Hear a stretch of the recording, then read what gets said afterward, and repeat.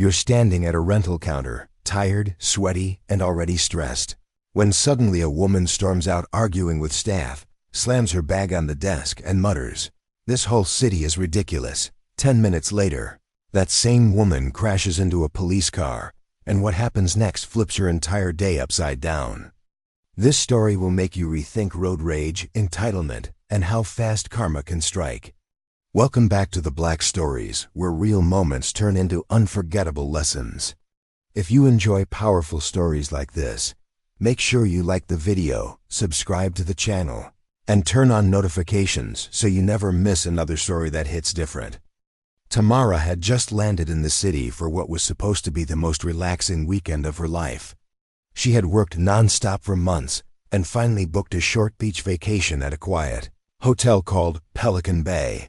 She had everything planned: hotel spa appointment, dinner reservations, and most importantly, a rental car waiting for her at the airport.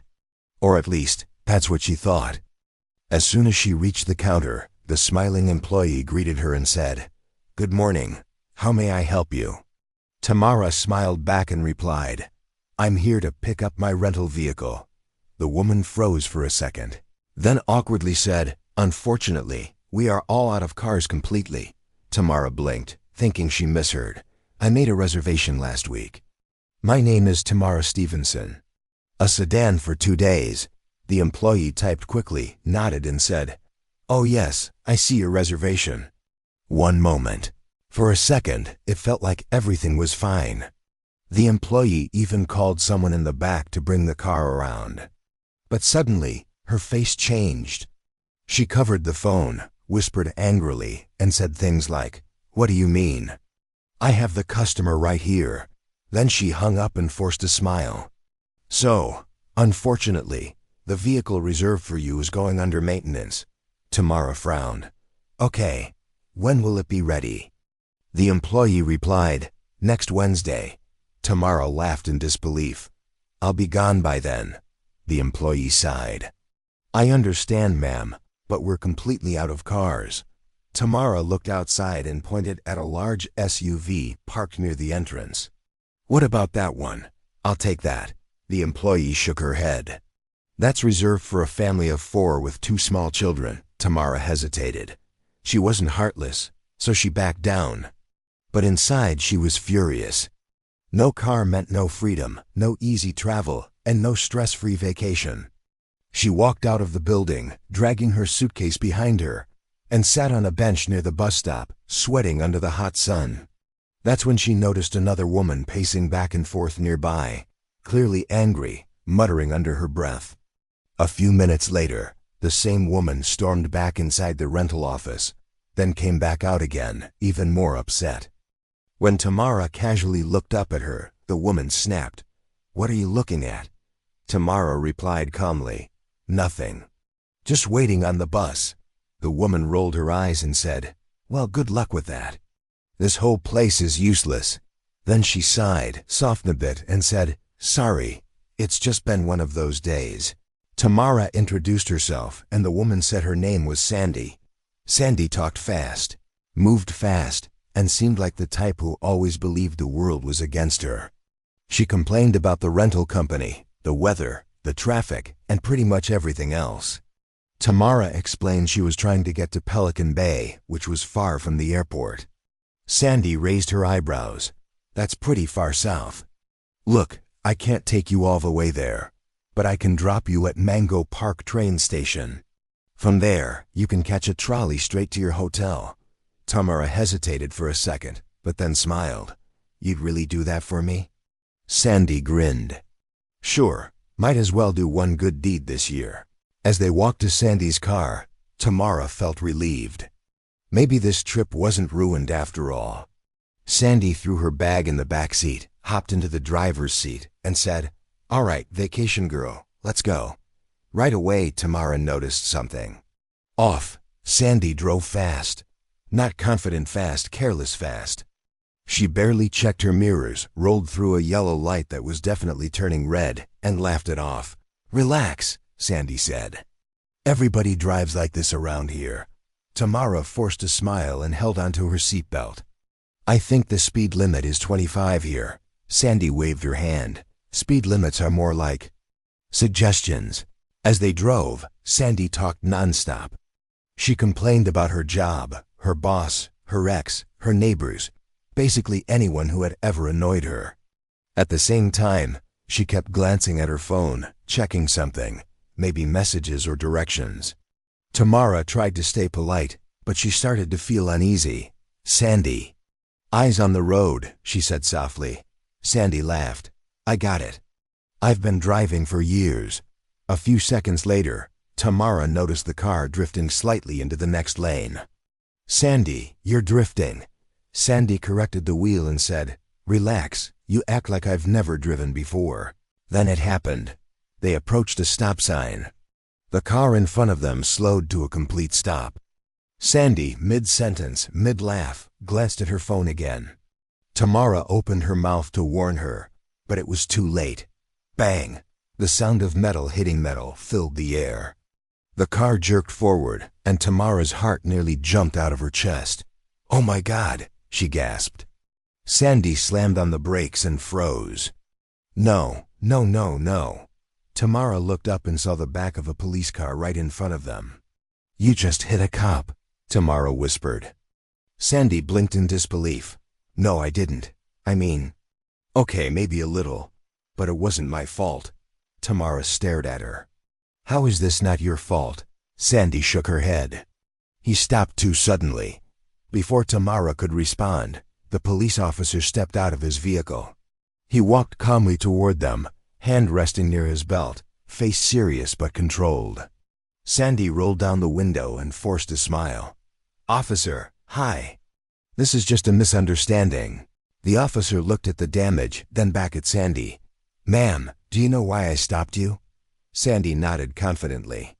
Yes, because you stopped too suddenly, and I couldn't avoid you. Tamara turned toward her. Don't bring me into this. The officer ignored the comment and said, Ma'am, you rear-ended me while I was stopped at a stop sign. License, registration, and proof of insurance, please.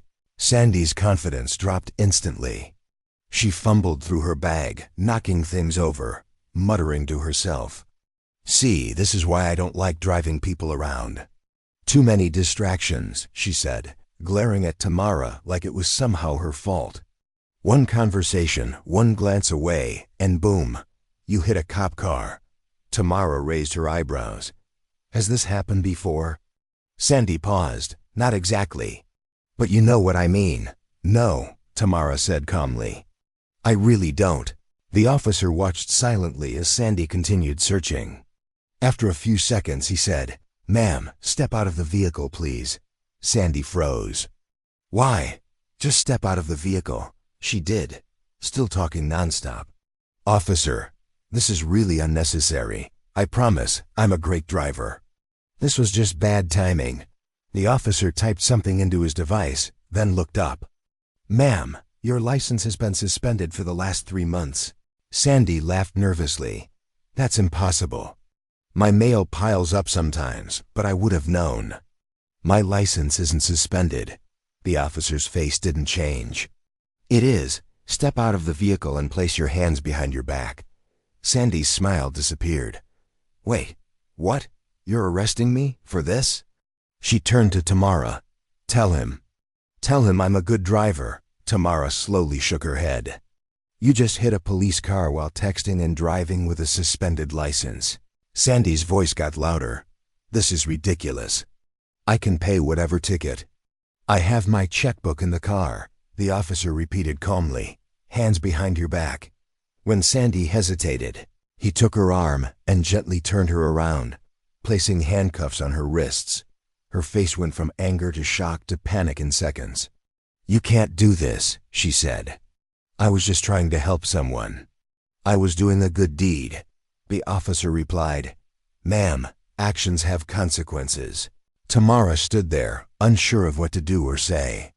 The officer turned to her. Ma'am, if you have a valid license, you're free to drive her car home.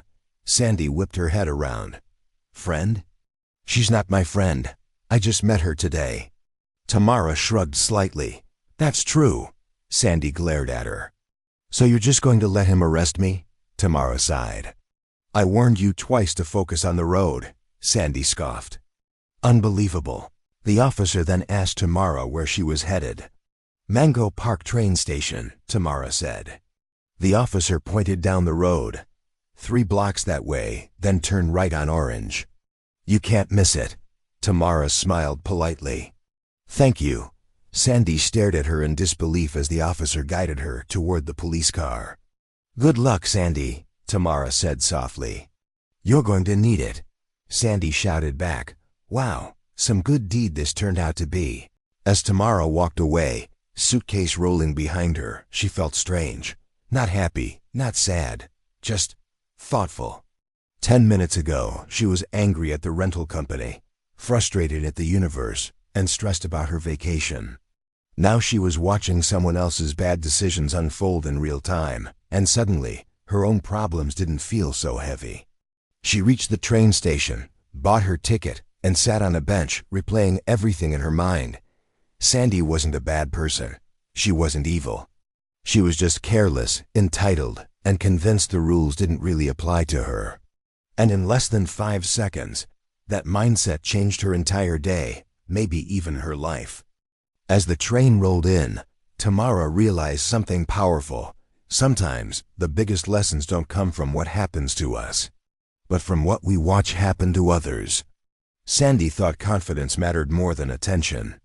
She thought excuses mattered more than responsibility. She thought talking her way out of trouble would work, like it always had before. But that day, reality didn't negotiate. It didn't listen to explanations. It didn't care about attitude. It only cared about facts. By the time Tamara reached Pelican Bay, the sun was setting and the ocean breeze cooled her skin. She checked into her hotel, dropped her bags, and sat on the balcony overlooking the water. She thought about Sandy again. Somewhere she was sitting in a police station, probably still arguing, still blaming someone else, still shocked that her words didn't save her. Tamara hoped, truly hoped, that Sandy would walk away from that day changed. Not bitter, not angry, but aware. Aware that rules aren't suggestions. Aware that multitasking behind the wheel isn't harmless. Aware that confidence without responsibility is dangerous. And here's the part that really stuck with Tamara. Sandy offered to help her. She didn't have to. She could have walked away, stayed angry, and minded her own business. But she chose to help. The problem wasn't her intention. The problem was her mindset. She thought being helpful excused being reckless. She thought kindness erased accountability. But life doesn't work that way. You can mean well and still cause harm. You can want to do good and still break the rules. And sometimes, the lesson isn't about your heart. It's about your habits. This is exactly why stories like this matter. Not because someone messed up, not because someone got arrested, but because moments like these force us to look in the mirror. How often do we rush? How often do we multitask when we shouldn't? How often do we bend rules, assuming nothing bad will happen, until it does? That's why on the Black Stories, we don't just tell stories, we tell reminders. Reminders that life is fragile, decisions matter, and one careless moment can change everything. Tamara's vacation ended up being amazing.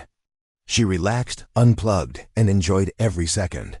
But the story of Sandy stayed with her longer than any sunset or ocean wave. It reminded her to slow down, to pay attention, to take responsibility, even when it's inconvenient. Because sometimes the real crash isn't into another car. It's into reality.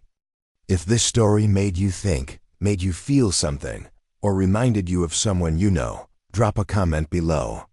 I'd love to hear your thoughts. And if you think someone else needs to hear this story, share it with them. You never know, it might change how they drive, how they think, or how they handle the next situation life throws their way. Thanks for watching the Black Stories. Stay safe, stay aware, and I'll see you in the next one.